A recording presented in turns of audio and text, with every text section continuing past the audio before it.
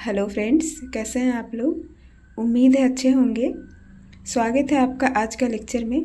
तो चलिए हम स्टार्ट करते हैं।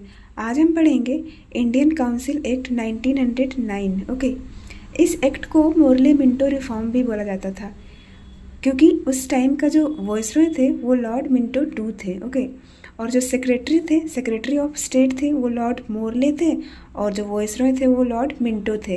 तो इसीलिए इनका नेम, इस एक्ट को मोर्ले मिंटो रिफॉर्म भी बोला जाता था, क्योंकि सेक्रेटरी और वॉइसरॉय की वजह से। ओके, नेक्स्ट पॉइंट है सेपरेट इलेक्टोरेट कम्युनल रिप्रेजेंटेशन। मुस्लिम और given separate electorate legalising communalism.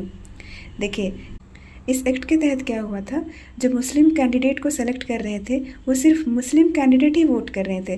तो इसी एक्ट के तहत सेपरेट इलेक्टोरेट आया था। सेपरेट इलेक्टोरेट मतलब कम्युनलिज्म आप बोल सकते हैं। कम्युनलिज्म, इस कम्युनिटी के लोग सिर्फ इस कम्युनिटी को ही चुन रहे हैं, तो कम्युनलिज्म रिप्रेजेंटेशन इस एक्ट के तहत ही हुआ था, इसलिए यहाँ पे सेपरेट इलेक्टोरेट। ओके, मुस्लिम और गिवन सेपरेट इलेक्टोरेट लीगलाइज हो गया था कम्युनलिज्म। ओके, नेक्स्ट पॉइंट है Lord Minto came to be known as father of communal electorate, क्योंकि उस टाइम का वॉइसरॉय जो थे वो लॉर्ड मिंटो टू ही थे, और इन्हीं के टाइम पे सेपरेट इलेक्टोरेट जो इम्पोज किया गया था, इसी की वजह से इनको फादर ऑफ कम्युनल इलेक्टोरेट बोलते हैं। ओके, नेक्स्ट पॉइंट है एक्सपेंशन ऑफ काउंसिल।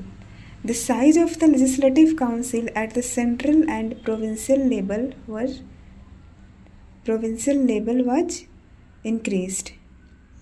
जो काउंसिल के जो मेंबर थे, सेंट्रल लेजिस्लेटिव काउंसिल के भी और प्रोविंशियल लेजिस्लेटिव काउंसिल के भी, दोनों काउंसिल के मेंबर को नंबर ऑफ मेंबर इंक्रीज किया गया था। ओके, और कितने इंक्रीज किया गया था, सेंट्रल लेजिस्लेटिव में आपको 16 से 60 किया गया था, बट ऑफिशियल मेजोरिटी रिटेन्ड, मतलब वहाँ पे ब्रिटिशर्स ही ज़्यादा रहेंगे। नंबर ऑफ जो मेंबर है ब्रिटिशर्स के वो ज़्यादा रहेंगे as compare to the Indians, इसलिए सेंट्रल लेजिस्लेटिव में 16 से 60 हुए थे।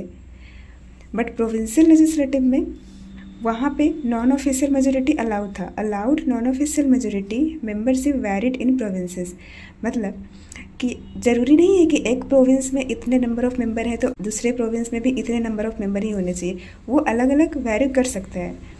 और वहाँ पे नॉन ऑफिशियल मेजोरिटी अलाउड था, मतलब इंडियन का नंबर वहाँ पे ज़्यादा हो सकता था, उसमें कोई इशू नहीं है। ओके, नेक्स्ट पॉइंट है member could ask supplementary questions and proposed budget resolutions. Separate budget voting introduced. Budget as a whole could not be voted upon.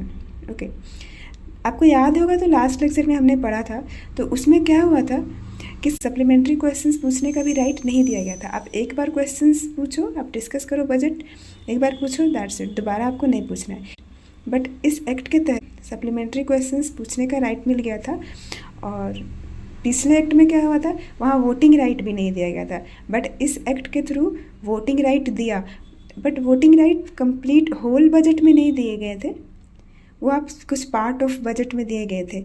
But जैसे देखिए यहाँ पे लिखा हुआ है budget as a whole could not be voted upon, सारे budget में नहीं, आप पार्ट ऑफ बजट में वोट करो, बट क्वेश्चंस पूछो, सब सप्लीमेंट्री क्वेश्चंस यहाँ पूछने के लिए अलाउ किया गया था। ओके, नेक्स्ट पॉइंट है for the first time Indian were appointed to the executive council of the viceroy. Satyendra Prasad Sinha was the first to join as a law member.